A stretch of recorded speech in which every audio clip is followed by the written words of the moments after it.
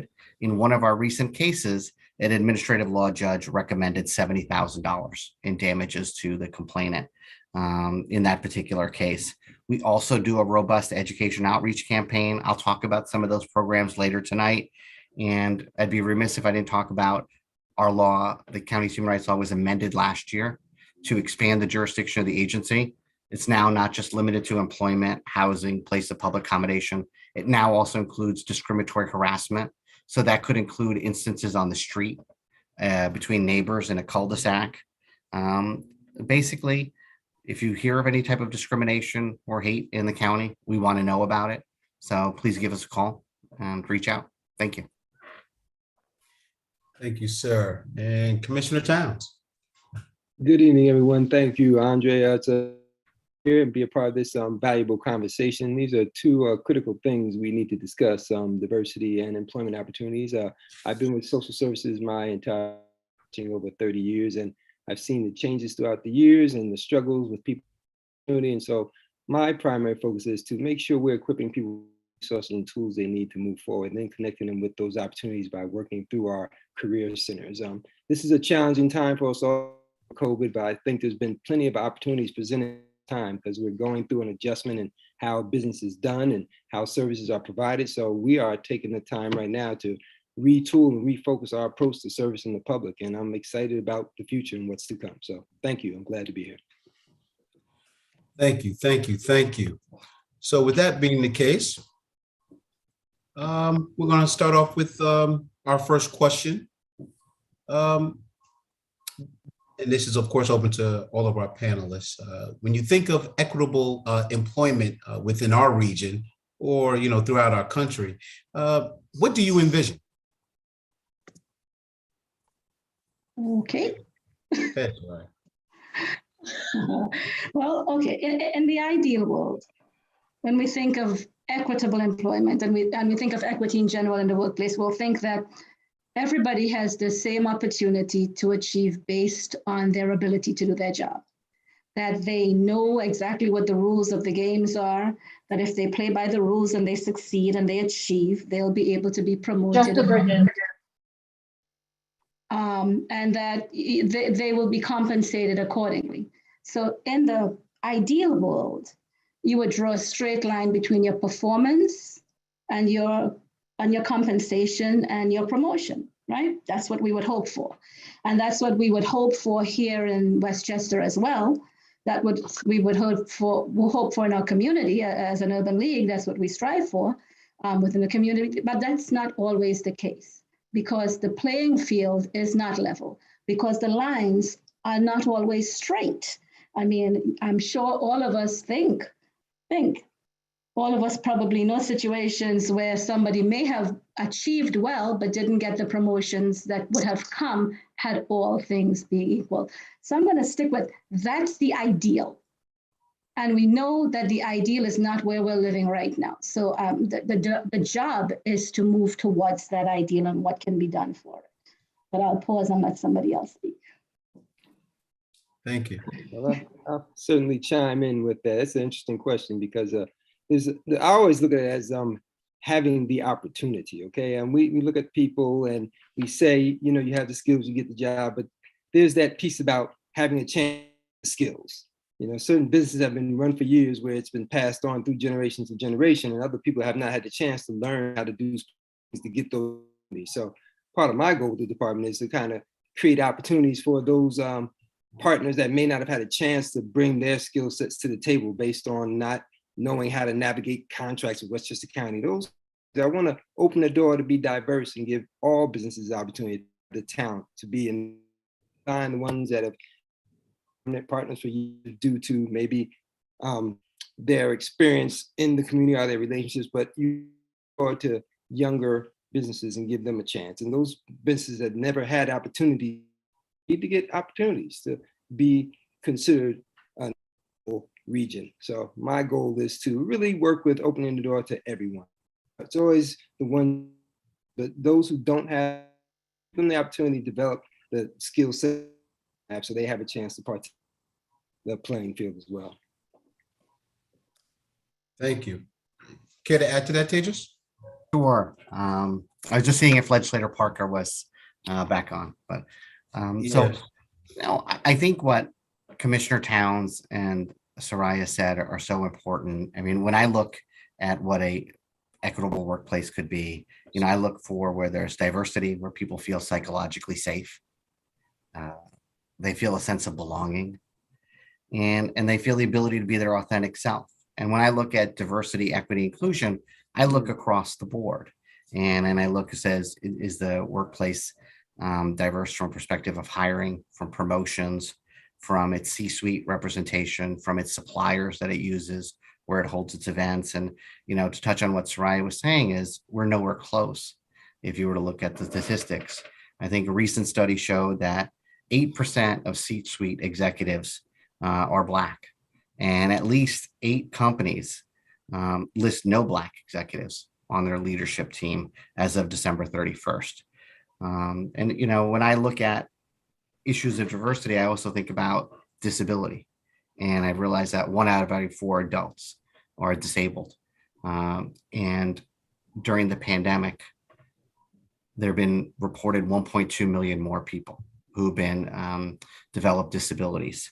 So one of the things we talk about at the commission in terms of equity is an area of reasonable accommodations. And that has been highlighted in the pandemic. And I think it's going to continue to be highlighted with the issues involving disabilities coming forward. But one of the things I talk about often with different groups is the issue about pay equity, and talking about, you really can't have an equitable workplace if people aren't paid properly. And I was looking at the latest statistics on wage theft. Wage theft for employees is now total to be $15 billion a year. So that can include a number of different ways of not paying people properly for the hours that they worked, or it could just be in pay inequities. So if you look at what equal pay day is for women in general, last year, that didn't happen until March 24th for women in general in 2021. That's the date when women earn the same that a white male earned in the prior year for comparable work. Black women's equal pay day in 2021 didn't happen until August 3rd. And for Latina women who get paid 56 cents on the dollar, didn't happen until sometime in October. So, I think it's issues of pay inequity have to be part of the conversation. But some of the other conversations I've talked about in the pandemic time period were, who's an essential worker? And we were talking about what grocery stores cashiers, what public transportation workers, whether they were essential or not. But when those workers asked for a pay raise, well, maybe they weren't so essential at that point in time. And they looked at different things like that. And people often tell me, well, you're a lawyer, you focus on the law. And I say the law does a lot, but the law doesn't do everything. And if you look at what the EEO laws, and you look at Title VII of the 1964 Civil Rights Act, that was passed 57 years ago. So, violations persist. There's a lot of work that we need to do. And it's not just from an individual perspective. I know Andre wanted to talk a little bit about a systemic issue. And I know Citigroup had done a study to show when the amount of racism or harm or discrimination that's faced in the African-American community alone in the past 20 years, that's cost $16 trillion in loss to the American economy. And that's just the African-American community alone. And then if you look on the inverse side, there's studies that show the companies that are racially diverse, gender diverse, national origin diverse, those companies experience a increase in revenue. So there are a number of things to look at. And then I'll just share this on a personal note. I think in the pandemic, a lot of people have talked about, maybe it's not a good idea for a workplace to be the place you tie your health insurance to. And for that impact, and they've seen that. So particularly with the Great Resignation. So those are some of my quick thoughts. Thank you. And then I just definitely want to give Legislator Parker an opportunity. And just to give you a heads up, Catherine, the first question was, when you think of equitable employment within our region or throughout our country, what do you envision? Thanks. And I think we're going to be good going forward. I don't know why I had such problems tonight with technology, but the Board of Legislators, one of the things that we've really focused on is, how can we, as crafting policy, how can we help bridge that economic divide? How can we help level the playing field? And one of the things that we have done, we have crafted legislation, like we did pass a law against wage theft for Westchester County, so that people were not going to be victimized by unscrupulous employers, but that they would get what was owed them. The other way is in recognizing that there are opportunities that are out there that people just need to have that conversation and are given skills. And so we have done a lot of funding of programs across the county to provide opportunities for people that are normally cut out of the process. And I'll give you an example. In my district, I have the Village of Mamaroneck, and I partner quite often with the Community Resource Center, which is an amazing organization that works with primarily, but not exclusively, people that are undocumented and Hispanic generally. And what they have done, and what the Board of Legislators, and this was actually in addition to the county budget that I did in my first budget, was working with the Community Resource Center, helping to fund a workforce development program for people that are here and willing to work, and just giving them some additional skills so that they can go out there and be part of the workforce. We've also partnered with our own the YWCA in White Plains. First, we partnered on, they have a whole center for racial equity, and that was something that we funded. And now they've actually taken that and they've gone one step further and created a workforce development opportunity to really help with entrepreneurship for people that normally have had no possibility for if they have an idea, taking that and running with it. And we have, and the counties has done a tremendous job in this. I give our county executive and the administration, Bridget Gibbons, who's our head of the Office of Economic Development. This year, we put in $25 million into that department, which is really going to be used for workforce development. They started with Impact 1000, which is, again, helping people who maybe haven't had an opportunity to create their own business, but taking them from the very nascent stage all the way through. And one nice way that has worked is through our Westchester, the youth shelter of Westchester. That we had a graduate of the first program who was coming out of that program, out of the youth shelter.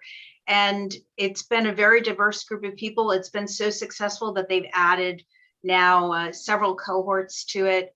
And I think that's really, giving opportunity where it's not just working for somebody else, but allowing somebody to work for themselves is really a great opportunity.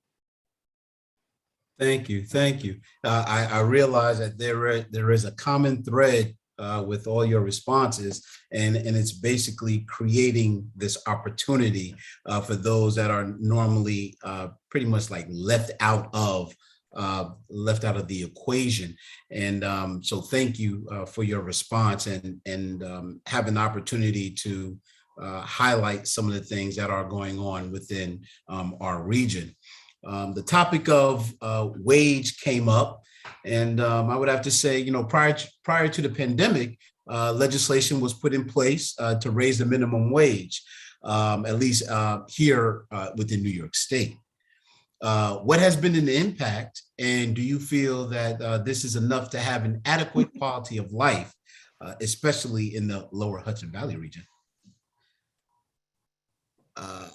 Commissioner Towns, you want to handle that one? You're on mute. Lenny, you're muted. Thank you. Yeah, so you see the good news for sure. Westchester County is a difficult place to live, minimum wage, and that is part of, I don't think the impact of it because of COVID, because when COVID, there was a lot of loss of employment. The federal pumped so much money into different states that, that became better than people's pay. And a lot of people didn't work. They chose to collect that unemployment. So it's going to take some time to see the impact of that minimum wage increase in my mind because of what happened with COVID. And Taj, we had great, as we're having a hard time getting people to come on board. So that's to be seen from my perspective. Might feel, but I can't see the impact at this present time. $15 an hour is, I worked it out before the call, $31,200 a year at 40 hours a week for 52 weeks in the year. In a community where the average household income is over $100,000, that's not even going to pay your rent if you're trying to live in most of our communities. So what I have observed, not only from our clients have assistance and they have different help, but from the people who are trying to make it on their own, who are not tied to the system, who are trying to work with minimum wage, they are usually tied up with other people, with roommates, with multiple people in the families, just trying to pay the rent and trying to get food.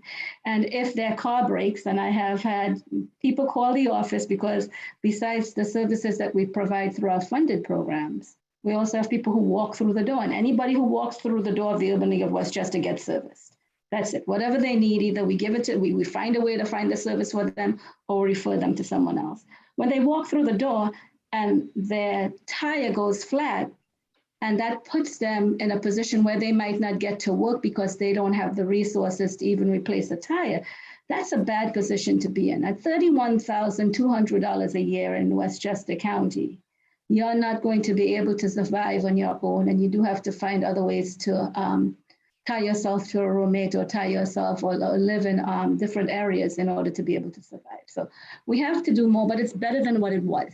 And so my mother says half a loaf is better than no loaf. And that's something I repeat all the time, and you'll hear it a lot in my agency, half a loaf is better than no loaf. So it's in the right direction, but clearly in Westchester County, it's a tough place to try to make it on that money. I agree. Legislator Parker, did you want to add any input to that, or? Sure. I've always been a believer that we talk so much as a society about, a minimum wage, thinking that if the minimum wage is raised, that's going to solve all of these problems. And truly, when we look at the history of our minimum wage, we've had in the past, it's gone up periodically, but hasn't kept up with the cost of living increases. So the problem is we're always playing catch up as a country, as a society. And I think Soraya is completely right. When you work out the math, I think I read somewhere that somebody in Westchester really has to work like 90 hours a week in order to pay the rent of an average apartment, which, that's not a life. So, I think as we talk about it, it's really finding opportunities that pay good paying jobs. People know me that I've done a lot of work on the environment. Well, green jobs are really a place where people can get their start, learn a skill, and make a really good wage. New York is right now has just broken ground on some wind farms off of Long Island. And those jobs that are going to be created there, even for like not the real technical jobs, are going to be paying a starting salary of $100,000. That's like, real money to people. And I think we have to look for more opportunities. And I'm encouraged to see that in Westchester, we are looking for those opportunities. I think we're creating Westchester as a technical hub, as a healthcare hub, and those are good paying jobs. But the retail jobs where you're making $15 and, that is not cutting it. And we have to be providing opportunity for all people so that they can, you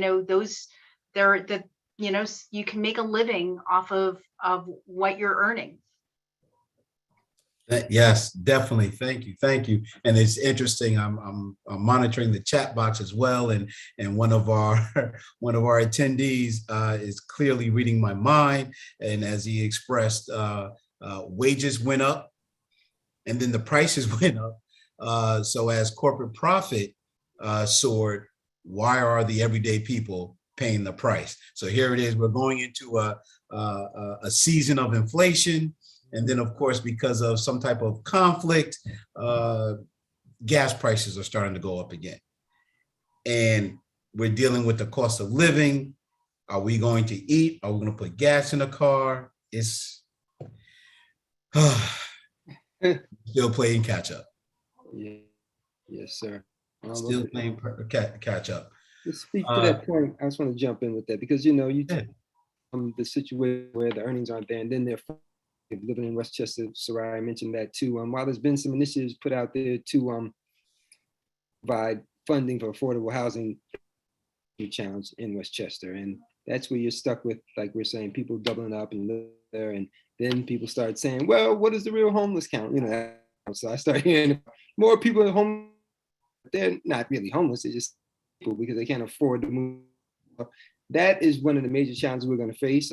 Just preserving some housing. People who have to do the low wage earning jobs that support Westchester. Because how do you have people who work in retail or work unable to live in the area where they have to travel 3 and 4 hours to, be able to afford a place to live? So we've got to consider the whole picture, the housing along with the wages as well. Definitely. Thank you.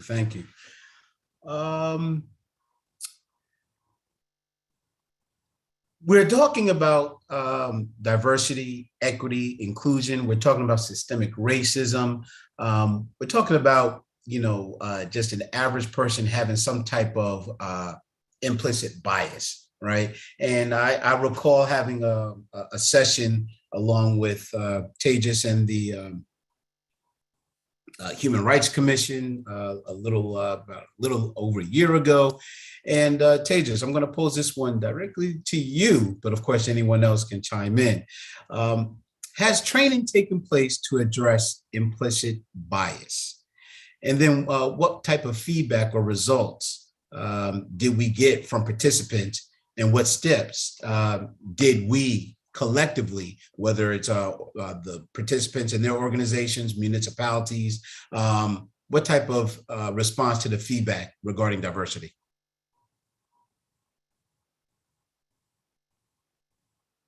Thank you, Andre.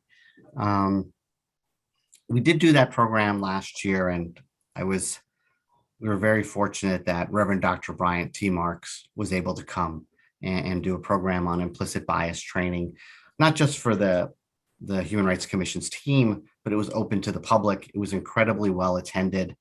And one of the things we talked about was people were surprised. I mean, there were a number of eye-opening moments in the training, but one of the things that people talked about was they were surprised about what group faced the greatest amount of implicit bias against it.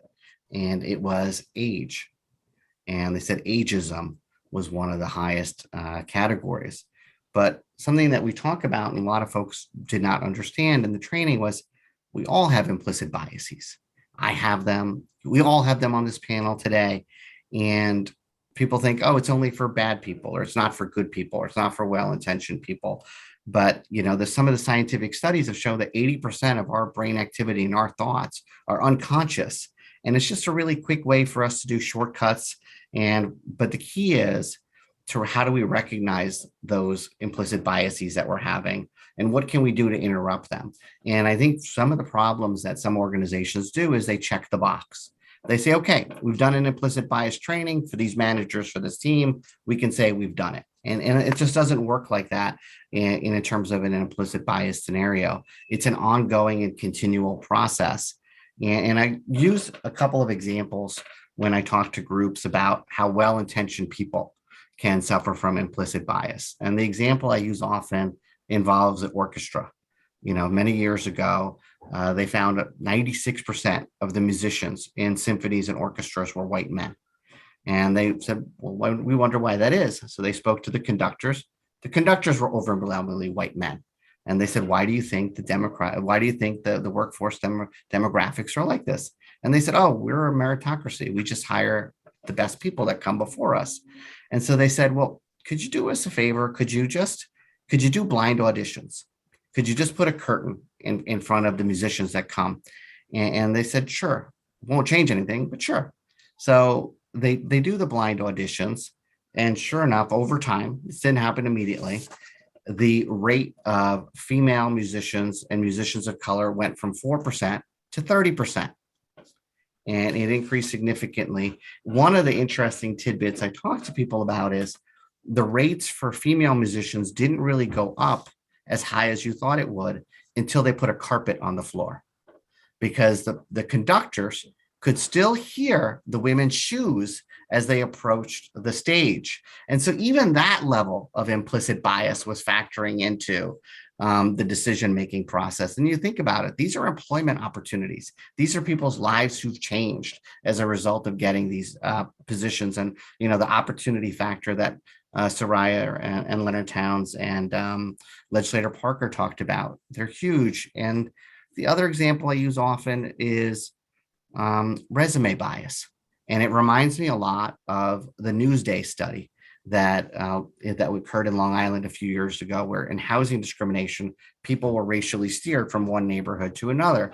Well, the studies have found, and there have been multiple studies on this that talk about, if you have an ethnic sounding name, you're less likely to get a call back. You're less likely to get an interview than if you have a non-ethnic sounding name. And there was a case study involving an individual whose first name was Jose.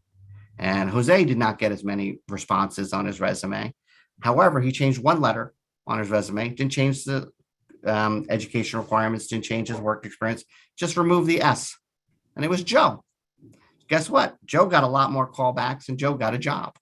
So when you look at these types of implicit biases, these are really deeply baked in. We all have them, and it just takes time. There's measures you can do to try to address them. And that's just one of the programs we did. There are a number of other programs, and I'll talk about that later. But I think about the Wells Fargo CEO of the bank. This is the largest bank in America, who says, oh, I'd love to hire more Black executives. It's not a good talent pool. And this is a person who doesn't just say it at a meeting. He wrote it in a memo. And so, reportedly. So I would argue that goes even beyond implicit bias. That goes just to an explicit bias. At our office, we go through, I'm a big believer in trainings once a month. We have cultural competency training. We had a mental health trauma training. It's suicide prevention training. We generally don't meet people at the best moment of their life. We generally meet people at the worst moment in their life. And we try to provide as much compassion and empathy as we can when we interact with them. Thank you, sir. Anyone else would like to chime in on this right here? So I don't know in regards to the Urban League of Westchester, Soraya, you're muted. There we go. Well, I was thinking more along the lines of what it takes to change it. And really what an inclusionary agenda would look like. I think the truth of the matter is we all know that implicit bias, racism is really not just history. It's really what is shaping the future, that the present that we have right now and our future. It's what informs the decisions that are being made. The history that tells us that white individuals, white men in particular, are leaders and Black individuals are subservient to them in the roles of their organizations. So to move us from that pathway of history that influences everything we do now, we really need to check our implicit bias to really understand what it is and to understand that it's informing decisions we make today. Racism, the whole history in this country informs the decisions that we make as we move forward, as we hire people, promote individuals.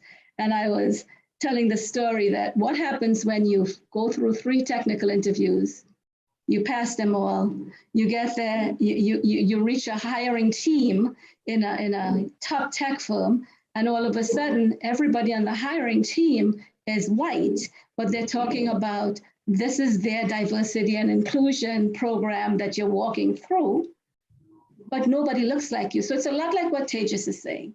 If the people making decisions have never looked like you, if the people making decisions believe that you have to be a good fit, how are you going to fit if the people who are out there talking to you don't even have your shared experiences and cannot relate to your cultural norms and cannot even relate to your language sometimes or your colloquialism sometimes?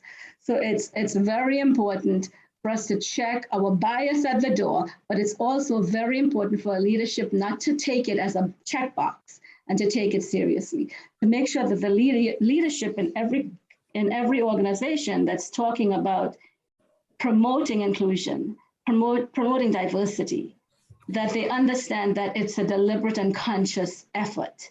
It is not something that happens organically in an organization that's historically white. About, I guess, maybe 3-4 years ago, about 27 Urban League CEOs went out to Silicon Valley.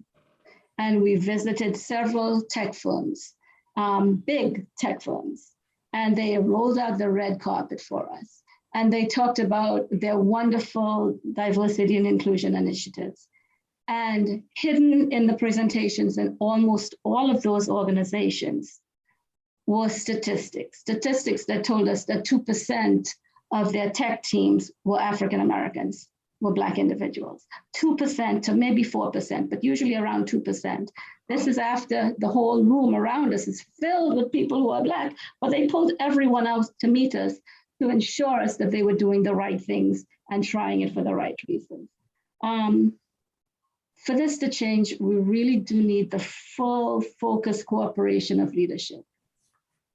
It cannot be your diversity and inclusion initiatives cannot be given to the few people of color in your firm to do on top of the work that they're already doing, to not be taken seriously by leadership and seen as a pet project. It has to be seen as something that is necessary for you to really address the ever browning and darkening of this community and this workforce. And the workforce on all levels in this country is becoming more and more diverse. So if you don't invest in it right now, you're going to be playing catch up as we move forward with the skilled workforce that you're looking for. Can I add something, Andre, to that? Please. So, I think what Soraya said, there's a number of good points, and what some of my colleagues and friends do now when they go on job interviews, because an interview is a two-way interview. It's not just the company interviewing you. They always ask the question to whether it's that committee that Soraya you talked about or to the first person. So what exactly is this employer's commitment to diversity, equity, inclusion, and what concrete steps have you taken to move this initiative forward and to put the responsibility on the organization in that interview process to answer that question? And some of my colleagues have got varying levels of answers, but I think that's an interesting way to know what organization is before you join it. I'll add that the young folks today, they're not playing. They are not playing, and not just young people of color, white young workers as well. The range of the workforce, these young folks in this new generation, they're looking for diversity and they're looking for you to practice what you preach. So we're not only speaking to communities of color looking for the diversity, but youth in general in the workforce are looking for diversity, looking for your commitment. And so I think they need to step up. They really need to understand that they're going to lose people. And we know for a fact that the younger generation, they are not opposed to jumping ship. If something doesn't seem right and doesn't smell right, they will go to someplace where they're comfortable. Valid point. Leonard? Yeah, these are the times where we're seeing that change.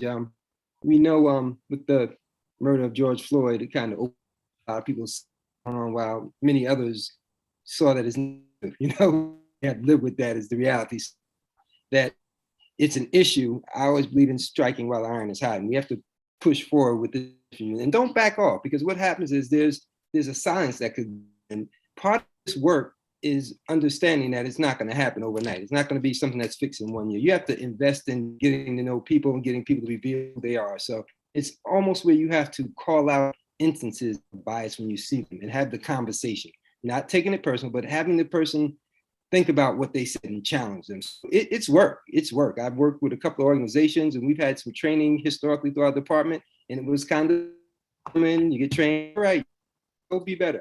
Doesn't work that way.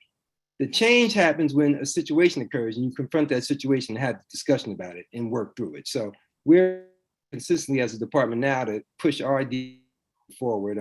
It came last year after, when George murdered, the previous commissioner was really for it, moving ahead with it, and I picked up the ball with it. And now we're going to our organization where we're meeting with our management director level staff and making sure that they're comfortable moving with the discussion, because you just can't roll and think people are going to know how to handle it, sure, where they stand as individuals.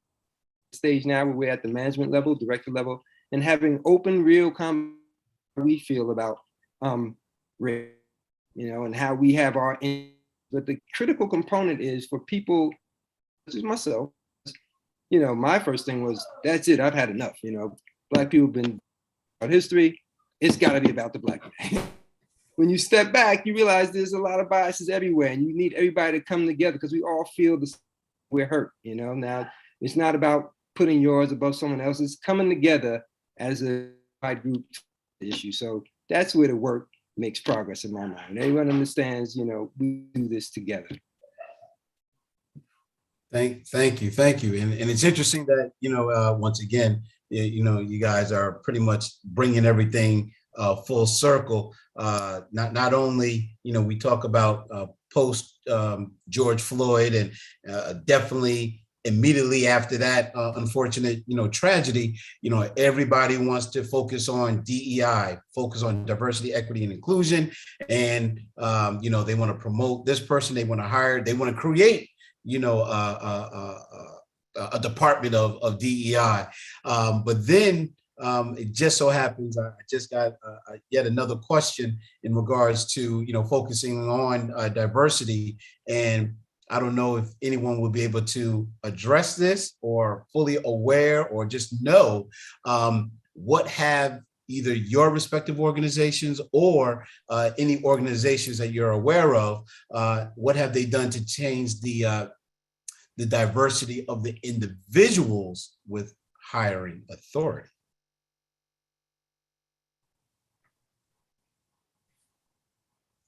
I want to leave that to someone else first. I could say a lot. Somebody else comment. I'll chime in after.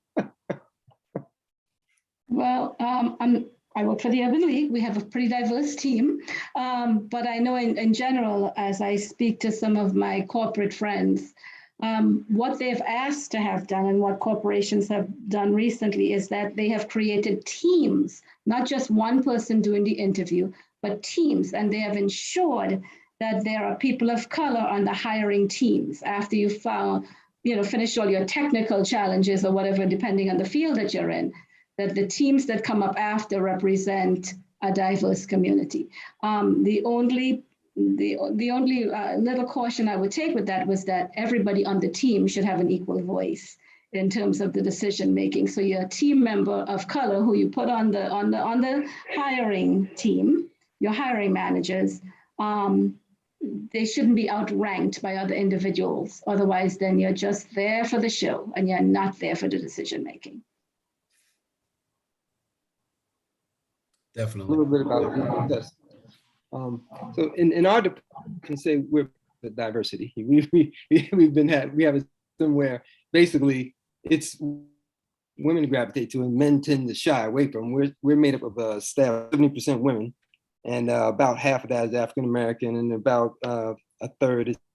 And so we have throughout the whole department. As you move up in the start to see the differences in up top and who's not, which we have to work on. But even if you have the diversity in culture and race within your organization, sometimes systemic things baked in that don't change, where people be a diverse culture and still be gatekeepers because of the systems. There's a lot of work that goes into this. It's not just the hire of people, but it's the organization thinks and put a different message to what the organization is about. So it's work for sure. Great, thank you. It's interesting, and Tejas touched on this just a few minutes ago, and it's funny that this would actually come up. Normally I'm very subtle when it comes to my educational background, but I am a proud alum of a HBCU located in Hampton, Virginia. So I'll go ahead and go ahead and plug that. But it's interesting how, as Tejas mentioned, that some time ago, a leader within a financial institution, and he already mentioned it, so it was Wells Fargo, indicated they were unable to identify qualified applicants of color. And of course, naturally, I'm like, you've never been to Howard University, you've never been to Hampton, you've never been to Morehouse, you've never been to Spelman, and I can go on and on and on. What steps, if any, have taken place to recruit qualified applicants of color, and how about the disenfranchised?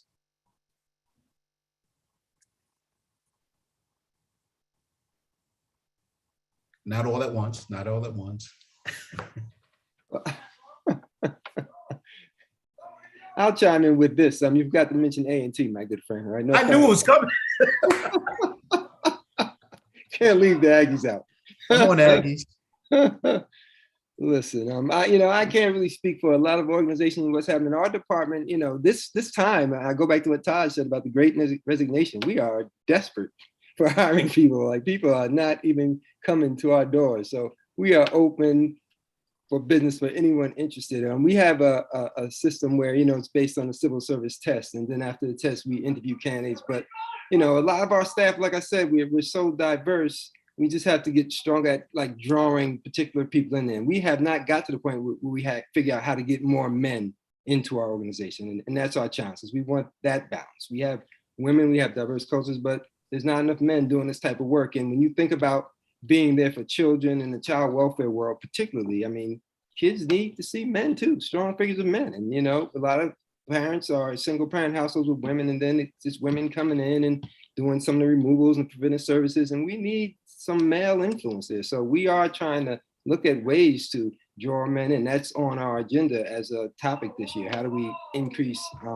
males coming into the child welfare world to help support youth coming up and who need that male figure? Definitely agree. Definitely agree. Many moons ago, before I came to the Urban League, we had a program where we were supplying and finding executives of color to work in IBM and Con Ed and AT&T and different organizations. So this was, I believe, in the early 70s. Marion's on the line. She can text me and tell me. I believe it was back in the 70s. Even in the 1960s, the Urban League assisted in bringing the first teachers of color into Westchester County. We found them along with the NAACP and brought them into interviews. So one of my great friends, Faye Fagan, was on that list of the people that came in with that round of individuals. So the Urban League has a history of, you can't find us, we'll find you. Tell us what you need. We'll help you. And at all levels of employment, and we've done it for years. Not in the recent years, but in the past, when folks were sincere about diversifying their workforce, we were able to assist with that. There are so many so many affinity groups for engineers of color, for MBAs of color. There are so many groups out there of educated people of color that for any organization to say they can't find the talent, it means they haven't gone to the right place or they're not sincere about their search, both of which can be equally true. And so if we can find people who are educated, who are talented, who are skilled and qualified for positions, there is not a reason in the world that a Wells Fargo can't find one if they really want one. And they can reach out to a multitude of organizations serving the African-American community, including the Urban League, any Urban League, all across the country, not just mine. We'll help you. Definitely. Thank you. All right, so find me some black male social workers while you're at it. Listen, I just found myself too. It's mine, don't take. Oh, by the way, Commissioner, please don't take my staff when I bring them on board. I just found 2 black males. We'll have a discussion about that. All right. Looks like we have to have a little roundup session after that one. All right. But that's what happens. That's what happens. Let me pose this, and I will actually combine the two. As I look at, we have a nice little adequate representation, whether it's, definitely, county government with us, the Urban League, as well as, just holding people accountable when it comes to, complaints that come into the Human Rights Commission. So since every organization has blind spots, has any of us, and of course I'm included since I'm still with you, have, as an agency, company, municipality, have we invested in outside consultants to objectively assess our respective organizations and holding them accountable among the management to increase diversity? So this one's really all about accountability.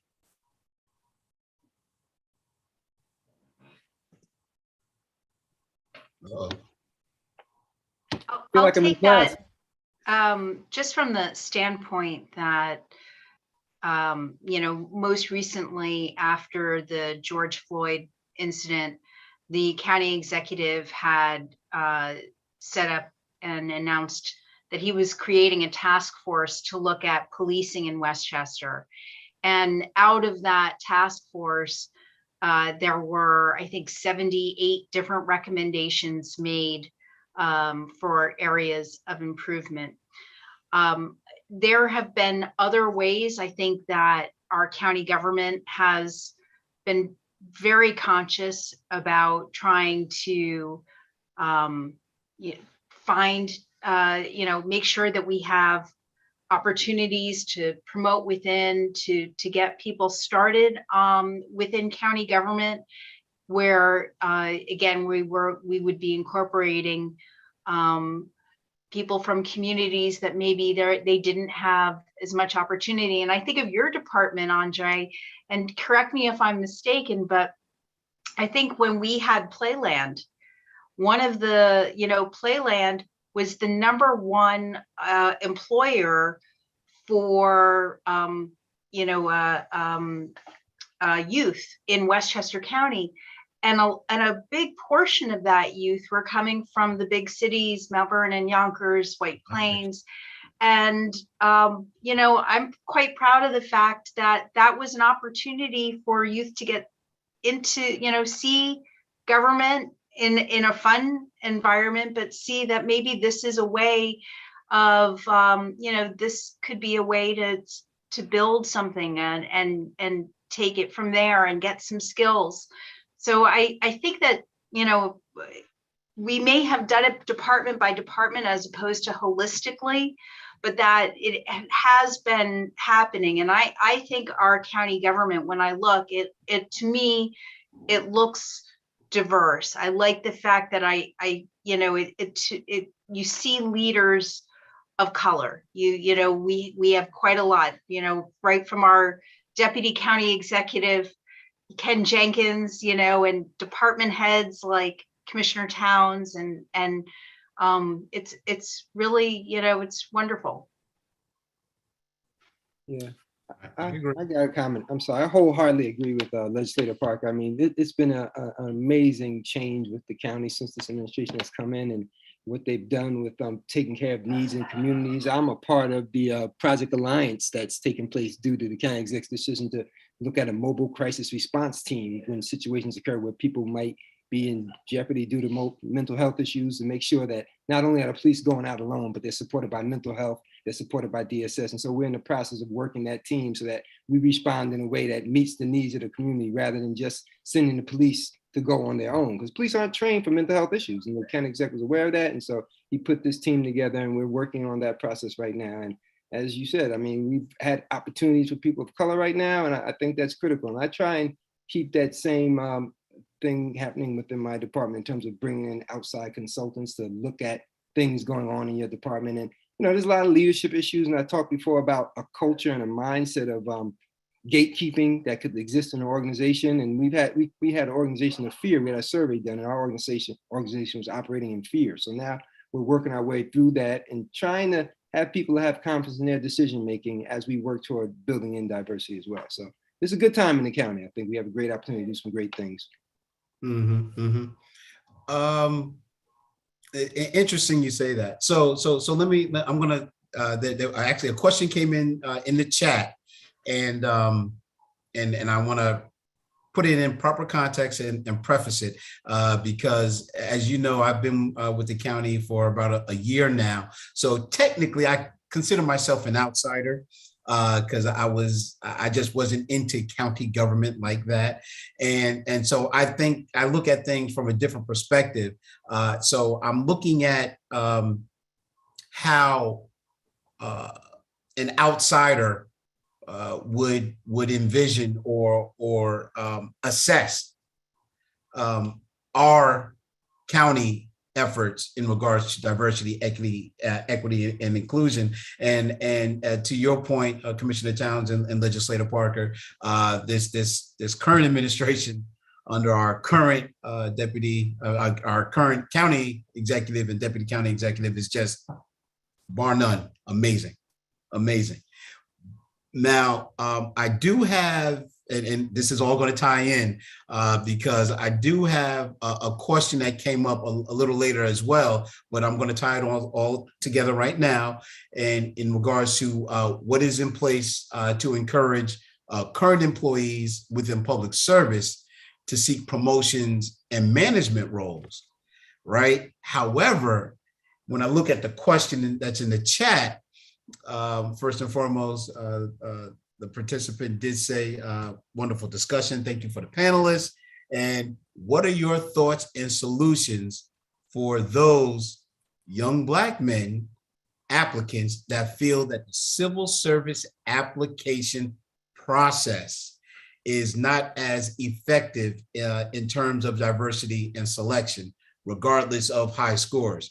Now, it's interesting that question comes up because I'm telling you right now, I am not a test taker. I've reviewed some of these civil service exams, and I'm sitting here like, okay, no.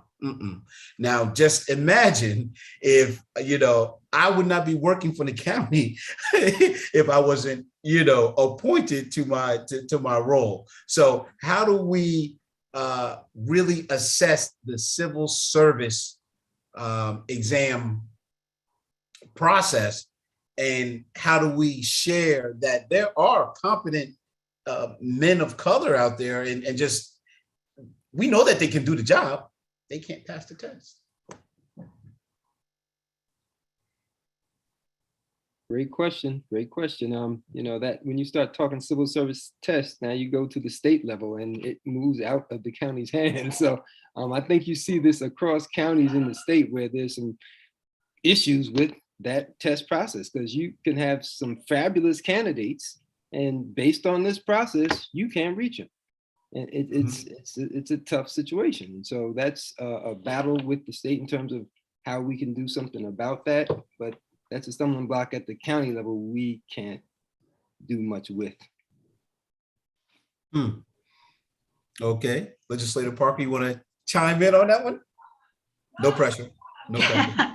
Well, I don't have as much to do with HR and the civil service exam, but I did hear of something recently that I think raises the same point that I felt very troubling, where there was a firefighter from Eastchester who was African American and had an opportunity in another community, and the county administers the civil service test for all the other municipalities as well. So this other municipality that he wanted to move to, had him take the civil service test through the county, and he didn't meet the requirement. And it seems like, but this is a person that was serving in the job that he was going for. So that to me just sounded like it's very, very troubling and problematic. And I think Commissioner Towns brings up the state issue of that. These are fairly standardized tests, but to your point, Andre, I've always felt, and outside of being an elected official, I had my own business, and having an interview with somebody, you can tease out, some issues that maybe you recognize that somebody didn't have that ability to maybe, get all the opportunities in school, but they have a real skill that would absolutely be perfect to make, for the particular job. And I always found that the most important aspect of any hiring was always coming down to the interview, because on a piece of paper, it may not necessarily translate to really, what somebody can bring to the job. Yeah. I mean, I gotta say, I because this subject, made me think about how many good candidates you lose out on based on a test that doesn't reflect the job in a lot of instances. Sometimes the questions are arbitrary, and it's just this general questions that want you to see if you think a certain way, but some of that thinking has nothing to do with the actual job you're performing. So This is one of those battles that can be added to the bag of battles we have to take on to kind of make change. Right. And I guess that ties into, hey, well, maybe, from as we look at this specific topic, that the state might need to look into hiring an outside consultant to assess, this civil service exam process to see how we can truly encourage and of course identify all that are qualified to serve in these capacities. That's a tough one. Thank you. And let me add, though, that's a great point you make, because I always look at opportunity and time. This is a great time of opportunity. We're talking about coming out of COVID. We know what happened to George Floyd. We have a new governor who's pushing money to the counties. This might be a time to just push the envelope with everything, Push it. Let's push it. Well, Andre, I'd like to add one thing. Just when you talked earlier about the police reimagining task force, and Andre and I were both had the pleasure to serve on that task force. But one of the things they looked at was also issues at a state level. And one of the changes that was made, not necessarily as a result of that task force, was they made changes to Section 50A, which was the release of certain personnel files. So when you're talking about things just on a state level, the county's ability is somewhat limited because it's based off the state, but there is an opportunity, as Commissioner Towns talking about, to have that conversation and to see if that makes sense to make a change.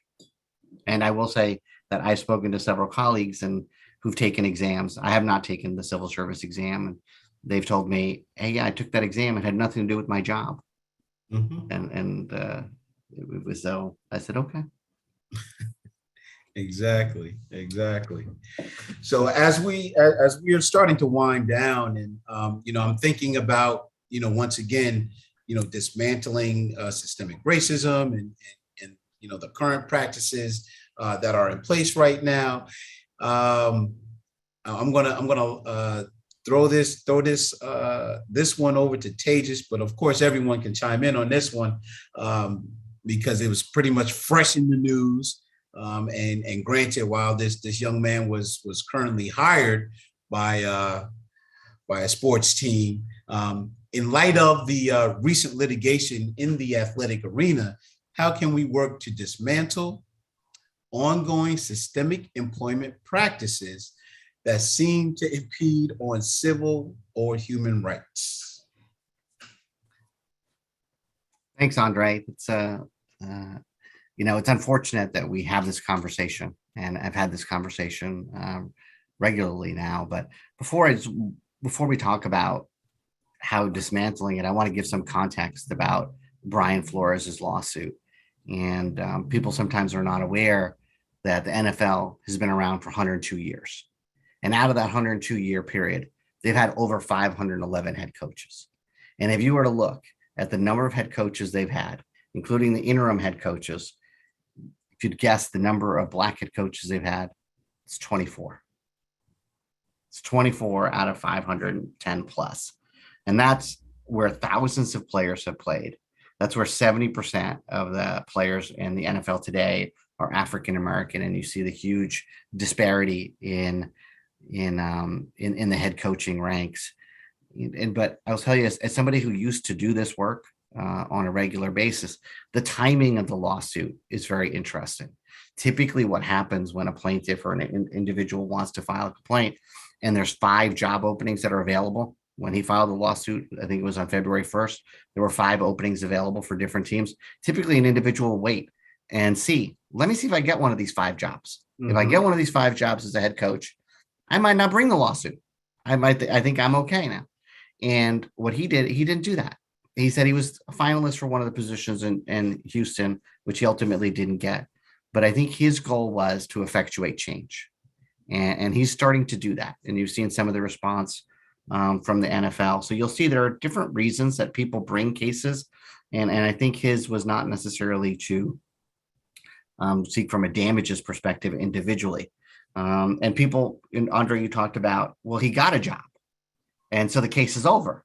And people think, well, he got a job as an assistant coach for the Pittsburgh Steelers, who have one of the few African-American head coaches in the league with Mike Tomlinson. That just means his damages are reduced if he successfully prevails at a trial. Doesn't mean the case is over. And, there have been some stories that talk about Mike Tomlinson at the Pittsburgh Steelers that Soraya talked about. It's not enough just to have an African-American coach or an African-American person or person of color in a leadership position if they don't have the same authority and the same ability to do things that other head coaches can do. And there have been some stories that Mike Tomlinson can't hire his own offensive coordinator, his own defensive coordinator, but white head coaches can. And so, are you hiring the people with the same level of authority? And I just say, I get a little nerdy on some of these things because I get excited from a legal perspective. But one of the things from a challenge is going to happen now is Brian Flores signed an arbitration agreement that all head coaches sign. So one of the big things the NFL is going to do is say, whoa, you can't bring this class action lawsuit. You have to go to arbitration. And we've talked often, and at least I've talked often about how arbitration really is used as a shield by a lot of companies. Harvey Weinstein, some other companies used it. And what it does is it hides the systemic nature of a problem. And it takes it away from going in a public forum like a court into a private arbitration setting. And we look at the statistics, by 2024, 80% of the US workforce will have signed an arbitration agreement. So I think that's going to be one of the initial challenges. You've probably read in the news recently, Tesla is being sued by the state of California for its agency. Look, I love my car, but I'm not happy with the company. And they've had a 3-year investigation, and there's allegations that the words plantation were used, racial slurs were used, swastikas were on the workplace, and African-American employees got more of the scut work. And that case is brought by a government agency because it couldn't be brought on a class action basis by the employees, because the employees are also all signed arbitration agreements. So they couldn't band together. And that's an area, like the commission can do something, an agency that an individual might not be able to do.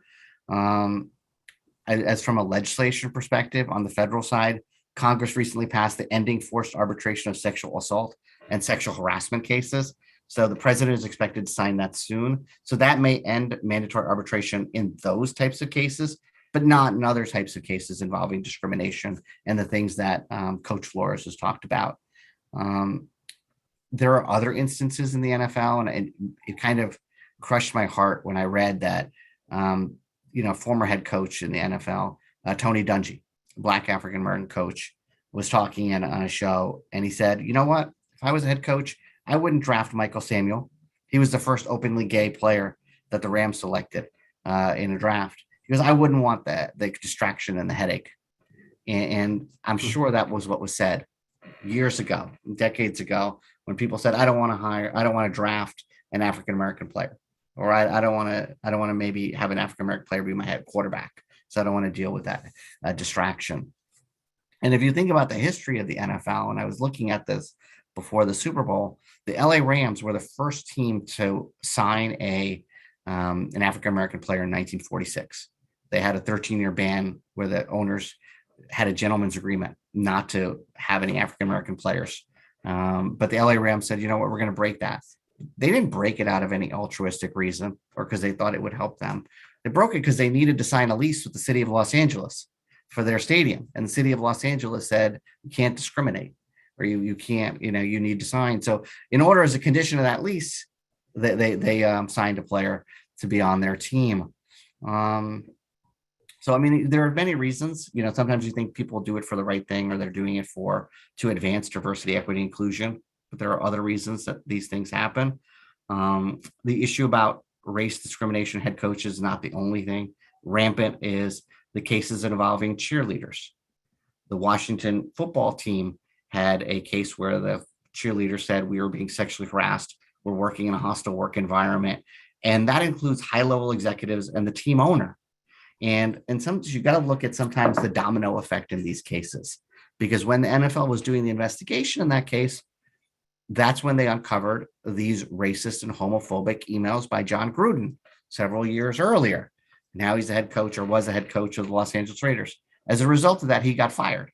He had nothing to do with the sexual harassment of the cheerleaders, but in the course of that investigation, that's how it came up. So there are many ways that discrimination claims and can have these wide-ranging impacts in a case. But when I looked at this research, I was like, I forgot about some of these things. A few years ago, the NFL had a $1 billion settlement on brain concussions from its players. It's a very violent sport, and they gave lower valuations to African-American players. They said they assumed that Black players started out with a lower cognitive function, and that made it harder for Black retirees to show a deficit and to qualify for a reward in the settlement agreement. So there are a number of things in the NFL that I'm looking at, but the NFL is not the only sports team that has issues. We read a lot about the USA soccer team, and the USA soccer team had filed a case for equal pay, that they weren't paid the same as the men's team, and they filed with the EEOC and the district court. That case is now on appeal. And I looked at some of these other studies that talked about in the pandemic time period. I think this happened in Europe. Some of the soccer players played better, and they didn't play with the same performance issues when there was nobody in the crowd. There have been many reports about how people in the crowd, this particularly in Europe, use racist remarks to refer to players of color. And they saw that the performance of the players went up when there was nobody in the crowd. So there are many different things you look at. And, one of the programs we did at the commission last year was also a program on the emotional impact of hate and racism. And we did that with the American Psychological Association. And they were kind enough to do pro bono counseling for people who are impacted by it. But New York State has said that racism is a public health crisis. Harvard professor David Williams talks about the mental impact that racism has on the family. But I want to just talk about what are some of the ways to dismantle and fight racism. So we look at issues about how the players have power and how the players can do certain things. And there was one story about a college football team that said, you know what, we're unhappy with some of the personnel decisions from a race perspective that you have here. We're not going to play this game. And if we forfeit this game, the college loses $1 million. They made the personnel changes and the game was played. That doesn't just apply in sports. Google, we're obviously in a very seismic shift right now with the Me Too movement. The Google employees were very unhappy with how certain executives were not being disciplined in accordance with what they believe was appropriate. So 100 employees of Google walked out. And as a result of that, they made changes to their policies on how they handle things. So the employees have power to make changes. And what I always tell people when they talk about the law is just a floor. You can do much more than the law. You can create measurable targets to drive data, what a lot of businesses look for now. One of the other cases involved Google paying over $3 million because they didn't have a pay equity. They had a pay inequity problem with women. That came up in a routine federal audit. If companies were to do these types of audits ahead of time, they may retain more employees that Commissioner Towns is talking about. It's hard to get. And Soraya is saying that Silicon Valley doesn't really have at the 2%, 4% level, but you might retain a better quality workforce if you do some of those things. And then if you do a staff engagement, if you do a climate survey and you do a deep dive, you do listening sessions, you do a mentor-mentee relationship in a business. I've been a mentor to many attorneys and many individuals, and it helps a lot where you see people grow. Other organizations have done where they remove the name from a gender perspective and an ethnicity perspective from the first person who looks at the resume. So they anonymize the resumes. So that's one thing that they do to try to do things. And some of the other things that companies are doing now is, how can we create a real place where people can make a complaint that's going to be taken seriously without a fear of reprisal? And you look at, that's a real concern in sexual harassment cases where, 75% of women who are sexually harassed say, I don't want to make a complaint because I'm fear of retaliation. And then you can always partner with other companies and you can partner with your employees and you can look and do a lot of things. But I think one of the worst things you can do from dismantling is doing performative work. And I think every speaker's talked about this today is after George Floyd's murder, every company ran out. I think I saw every website had a little sticker, Black Lives Matter, BLM logo. And I think it was Adidas in particular that had this thing. And the Adidas employees were really upset.